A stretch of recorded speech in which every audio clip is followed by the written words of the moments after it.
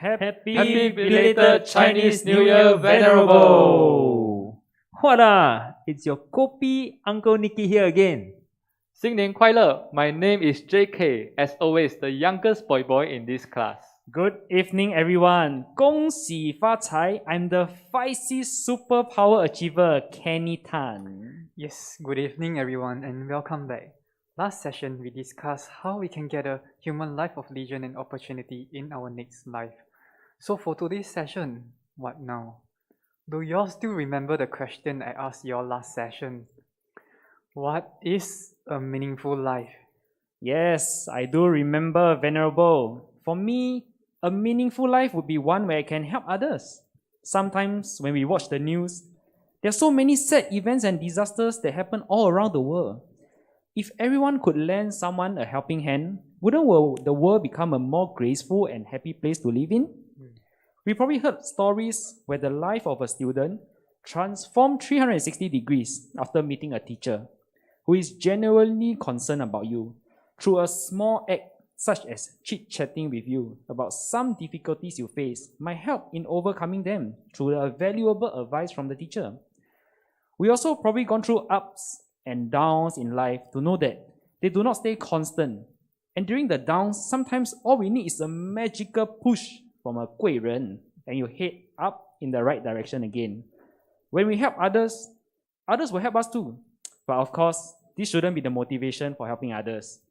It is more likely that due to our own personal painful experiences during the downs that drives us to want to help others get out of it quickly. But then again, what is the true meaning of life? Maybe Uncle Nicky has more insights on this? Hey Kenny, I think that the true meaning of life is to practice virtuous actions that benefit or help others, as what you have mentioned earlier. I do agree with you. I believe being proactive in helping others with good intentions will allow one to experience the benefits of doing virtuous actions. For example, one uncle dropped by to buy a coffee from me, and he forgot to bring his money. So I decided to treat this uncle to a cup of coffee. Do you know what happened next? The next day, he brought his whole family to have breakfast, allowing my coffee shop and my neighboring vendors to earn more revenue. But if I were to drive the uncle away, I doubt he will ever come back to my coffee shop again. Don't you guys agree? Yes, Uncle Nicky. Interesting sharing from Kenny and Uncle Nicky. Well, I did some research and found this report posed to nearly 19,000 adults worldwide, conducted last year, and found that family, careers, and material well-being are the factors that make life meaningful. That's what Kenny has. Well, in Singapore alone, 29% of the respondents bring up family, 25% says occupation, and 23% says society. I believe everyone can relate as to why family is included here. We certainly feel meaningful when we plan a staycation, cook for your family members, and many other things that can make our family happy.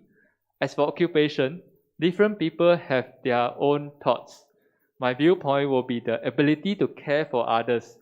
Stating organic farmers as an example, a desire to care for bees, butterflies, birds, and other wildlife may motivate farmers to engage in ways that do not include the use of toxic chemicals. With such, they find meaning through their occupation. As for society, being meaningful starts by contributing.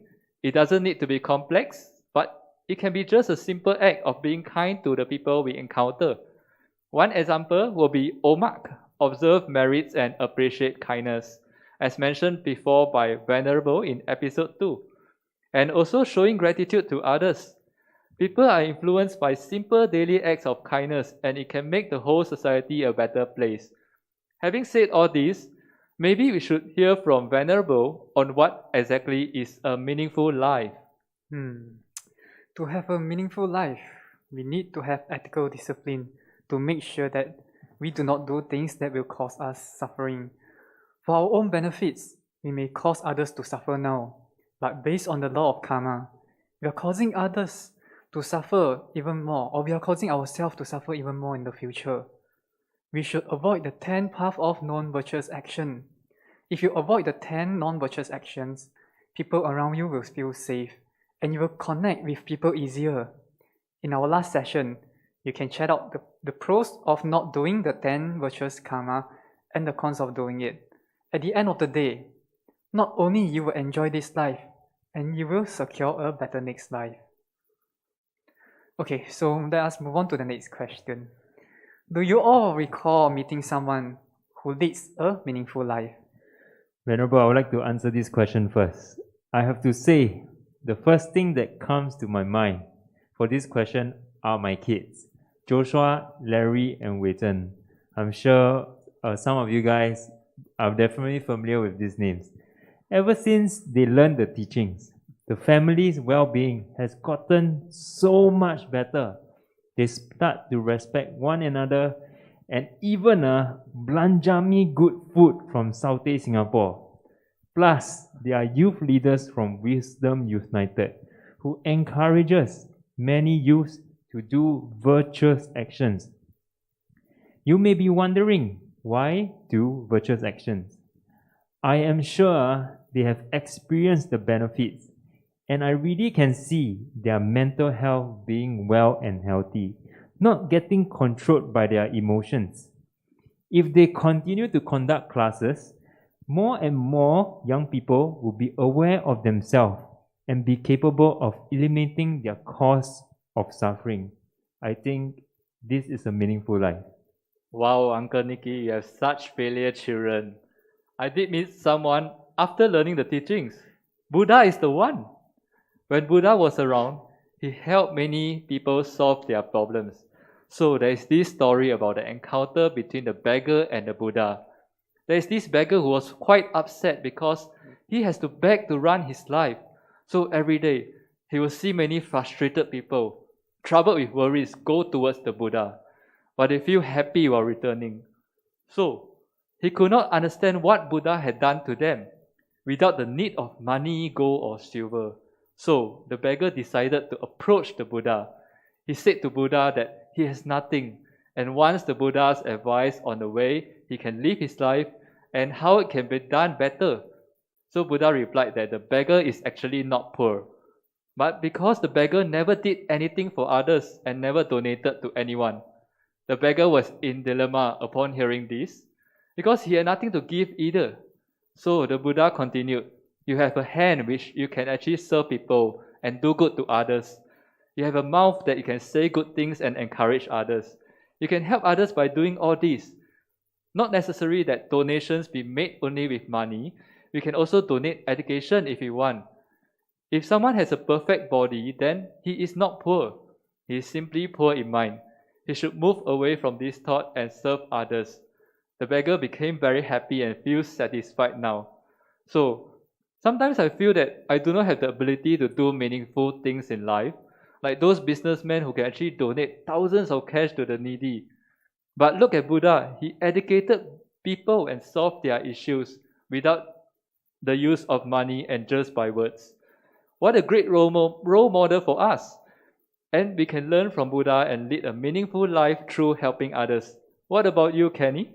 Yes, many people came to my mind.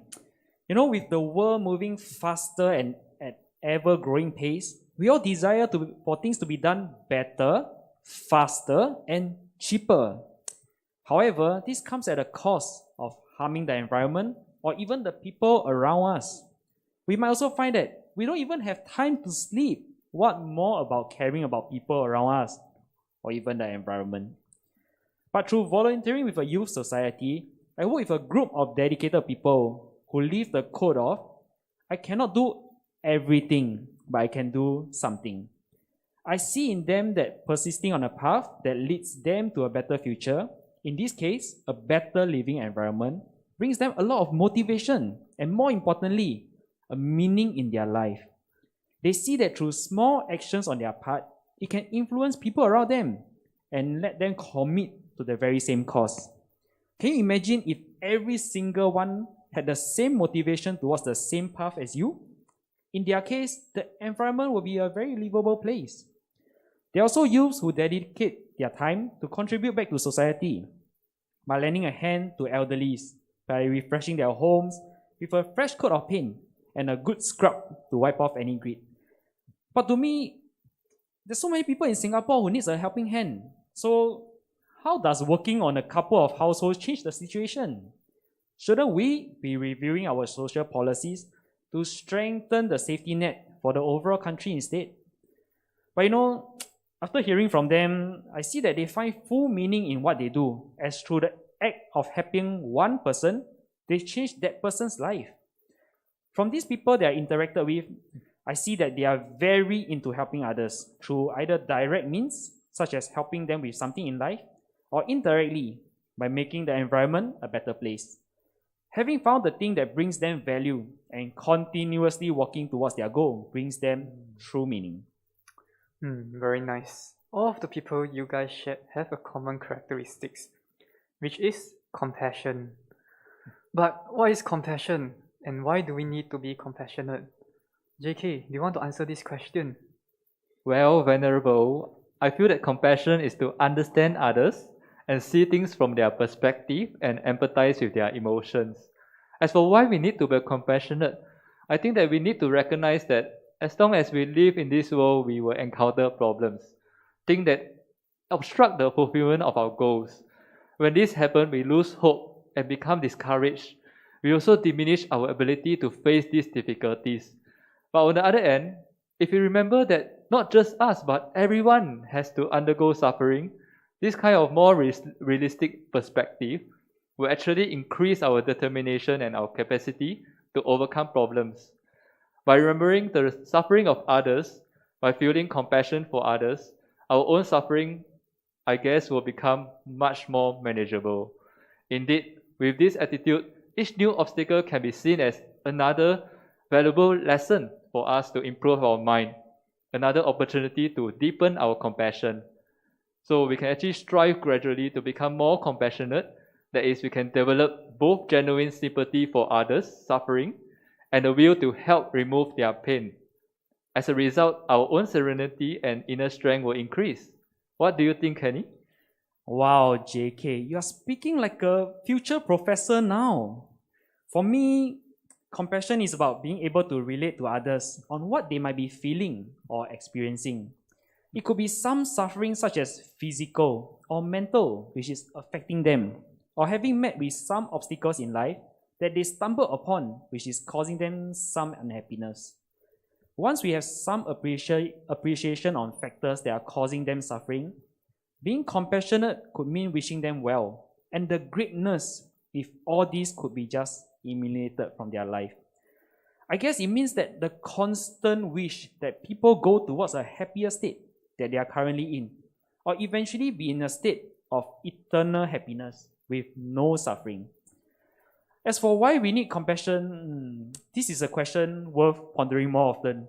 Through reflecting on my life, I realized that there are times where I focus more on myself than others, resulting in increased unhappiness when I focus on others instead. Let's take eating as the best example for myself. I love eating char kway teow, and I never like sharing even a single bit with people, not even my wife. When people ask me for some char kway teow, it gets on my nerves, and I'll respond to them in a very angsty manner. But then sometimes I wonder, why do I behave in such a manner? That I thought, if they just don't ask me for some char kway teow, then my anger will not arise. However, during a conversation with Ben John, it made me realize that the root problem might be really just being overly focused on getting what I want that triggered the affliction. Wow, rejoice, Kenny. One char kway teow can come to my coffee store. Can cook a lot of plates for you, no worries. I'm glad, seriously, that you managed to find your root problem. And next is to find ways to curb it. I'm sure you'll definitely be happy after it. However, for me, when any situation occurs, I think as what Kenny mentioned earlier is about the same, is to put others in front of our own self in a way to understand the other person's perspective of what they are actually going through in their mind instead of just thinking for our own self. If I'm not being compassionate to others, I will cause others to suffer even more. For example, in a meeting, one of my friends happened to know that he was recently diagnosed with some personality disorder. I am sure it is hard for him to accept himself, so his progress for doing the particular work is affected.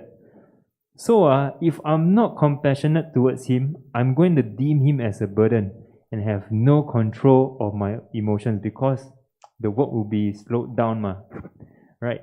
Then what is going to happen after that? A huge unnecessary dispute will be the effect. This one not happy with each other. Why you like this? Try to spot the other person mistake, this and that. Then I realize something to realize that having no control of emotions will cause one to create non-virtuous actions easily. Thank you for sharing. So, under the spirit of enlightenment, there's loving kindness and compassion. So, loving kindness involves the motivation for happiness. You want to give beings around you happiness, while compassion involves the motivation to reduce suffering. When you see beings suffering, you hope you can take away their suffering. For example, if you are being scolded, instead of returning with abusive words, we quietly and mentally take on ourselves the anger of the person scolding us, as well as the anger and the suffering of all sentient beings. We think, may all their delusions and sufferings ripen on me right now and destroy my self-cherishing mind. May they receive wisdom and happiness. In this way, we straightaway turn the anger directed at us onto the path to enlightenment. Not only do you stop yourself from committing the 10 non-virtuous actions, in this case, anger, harsh speech, or even hurting others up to the point of killing them, you turn it into love and peace. So, do you need wisdom to be compassionate? And why? For me, I think when one purely focuses on being compassionate, there might be times where we carry more than what we can currently manage. Just like a person who goes to the gym with the aim of being a heavyweight champion, but he does it too hastily by starting with 200 kg in the first session. He might end up tearing his muscles and ending his ambition in one day. Instead, we should keep our goal of being compassionate in mind and move forward with wisdom. For those gym brothers watching us online, I'm sure you have a routine schedule to follow. On Monday, we work on our upper body, then our core. Okay. Enough of the gym lingo. Back to the question. Having wisdom means applying the Dharma concepts to help us build the right views on how we can truly help others. In the previous episode, we spoke in depth about karma and how engaging in the 10 virtuous actions can help secure a better rebirth. We should make use of this knowledge and encourage everyone to engage in these actions as well. But if we lack wisdom, we might fall into two different categories. So the first one, we might be very afraid of sharing with people with the fear that they cannot accept it. Or number two, being very insistent that this is the right view and the only right view. So anyone who does not agree is not worthy of our time. But we can instead do the following. We understand that this is the right view, that we ourselves should have strong belief in, and share it at appropriate times with people who might be able to accept it while not being forceful about them accepting it. If we do not have sufficient wisdom while attempting to help someone, the after effect might be unexpected, and during the process, the person feels hurt or even more upset than before. I recall trying to help my wife lose weight by taking more rice during dinner, hoping that having less remainder in the pot would help her in reducing her carbo intake. Then when she asked me, "Hey, why you took so much rice?" I told her I was feeling really hungry, but she got a bit upset because I didn't consider her carbo needs. I did not want to tell her the truth of my intention behind it, as I might hurt her feelings, but she ended up feeling hurt regardless. Such a simple act of kindness that I wanted to do, but Without wisdom, it causes more hurt than anything. Ai. What about the audience? Do you think wisdom is required to be compassionate? Type yes or no in the chat. Wow, thank you, Kenny, for reminding us about the 10 virtuous actions and the nice sharing about your family, about your wife. To the audience, you may refer to our previous episode to have a recap on what are the 10 virtuous actions. To answer Venerable question, I agree that wisdom is important to be compassionate. From my understanding through sharing by Uncle Nicky's children, forms of compassionate feeling are usually mixed with desire and attachment. For instance, the love parents feel for their child is often strongly associated with their own emotional needs. So it may not be fully compassionate.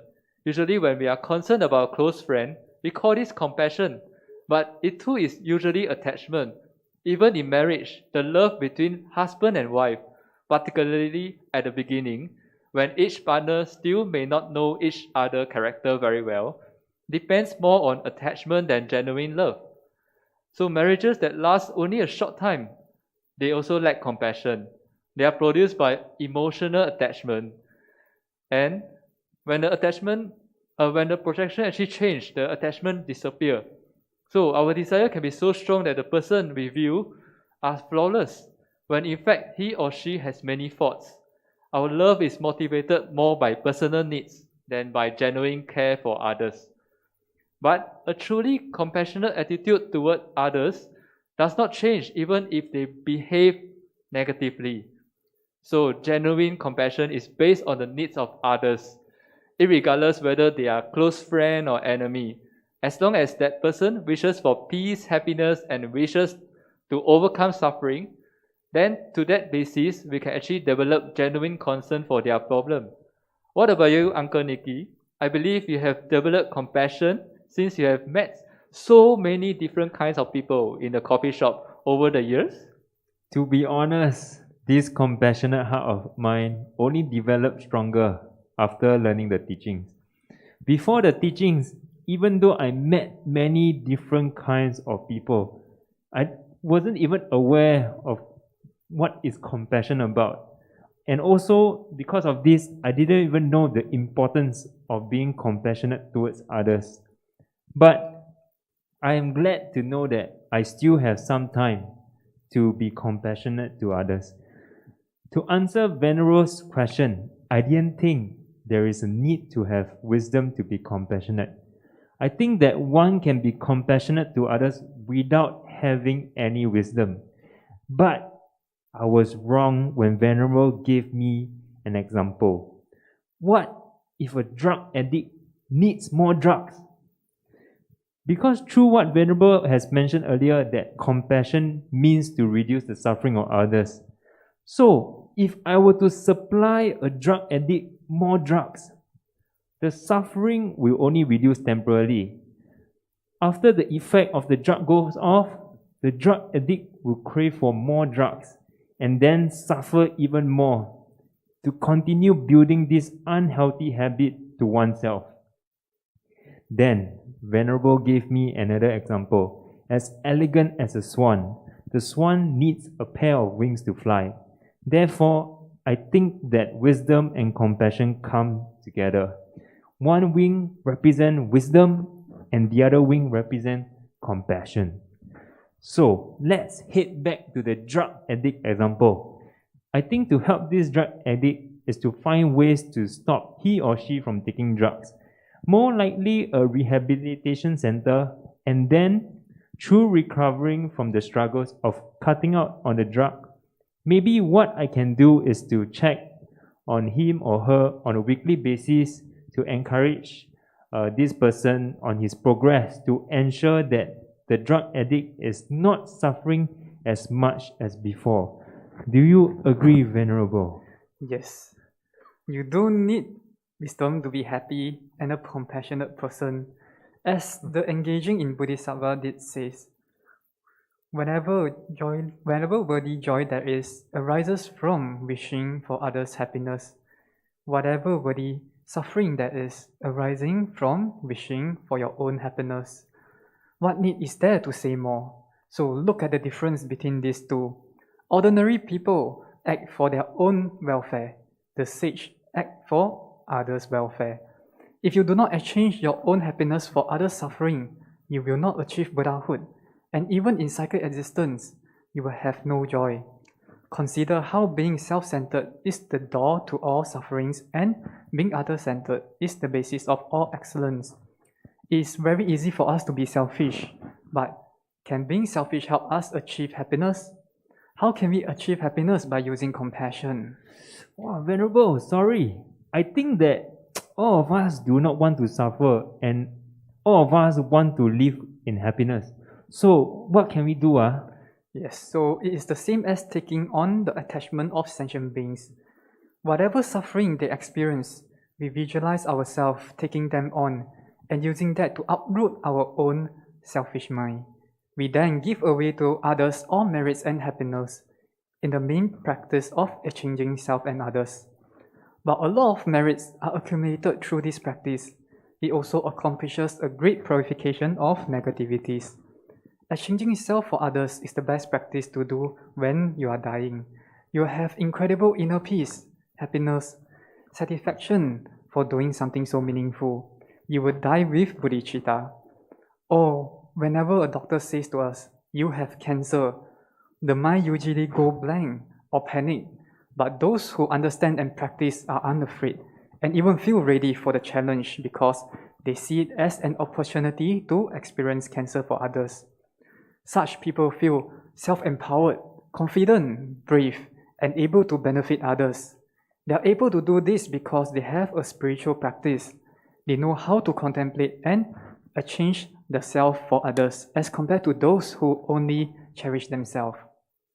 So therefore, if ever a doctor says we have cancer or some terrible disease, immediately stop and think, how can we rely on the very special practice of exchanging self for others? This will enable us to make the best use of our sicknesses and our lives. Through this practice, we purify countless negative karma and generate tons of merits, which help us in this life, at the time of death, and also in our future life. If we have cancer, then our remaining days can become a special and quick method to achieve enlightenment. Cancer becomes our own unique stick of dynamite. If used together with the practice which acts as the medicine, this will speed up our path to enlightenment. So, without wisdom, how can we reach this point? Do you think you have the ability to practice compassion and live a meaningful life? Maybe it's possible if we learn the right steps and methods from someone who has managed to do it. I find that living a meaningful life is achievable by contemplating on what defines true happiness and how doing so can bring us meaning. Once I understand and have great conviction about the ultimate goal that I like to work towards, life becomes very meaningful because everything that I do can be tied back to it. As for practicing compassion, this can become a challenge, especially when facing people that I dislike. Can you imagine being compassionate towards someone that you dislike or someone who hurt your family? How is that even possible?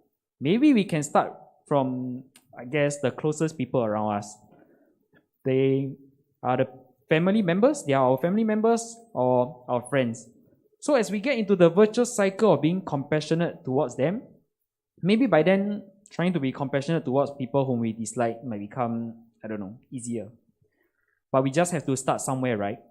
Let's keep the ultimate goal in mind while knowing what's our 下脚处, or the manageable step forward, and keep advancing closer day by day. How about you, JK? Maybe compassion sounds quite foreign to you as the youngest person in our class? Kenny, I may be young, but I think that I have the ability to practice compassion. But just that right now, to put it into action might still seem quite difficult. As mentioned by Venerable, we need to know how to contemplate on the exchange of self for others as compared to cherishing ourselves. Most of the time, I will still feel that my own needs are much more important than others, with the feeling that I myself have yet to solve my own issues, or feel that thinking about others requires a lot of effort which is very exhausting.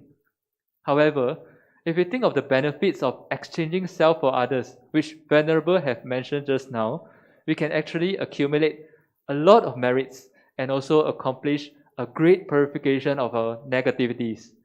With that in mind, I will want to work on it and towards gaining enlightenment. Just like there's a saying, 可上可下的时候，请向上一步. So when we are given the choice, we shall move forward towards our goal. How about you, Uncle Nicky? I think that being a human has the ability. I think what I can do is that any of my customers who I think are going through a lot, I can provide some Gaia toast or even drinks and serve them to make their day. I believe all of us can agree that being generous to others with pure intention is considered as virtuous action. Of course, within my means or capabilities. Yes, we should always try our best to help others, and we'll be able to have a meaningful life now as well as in our future. So thank you for coming, and see you guys next time for our class graduation. Thank you, Venerable!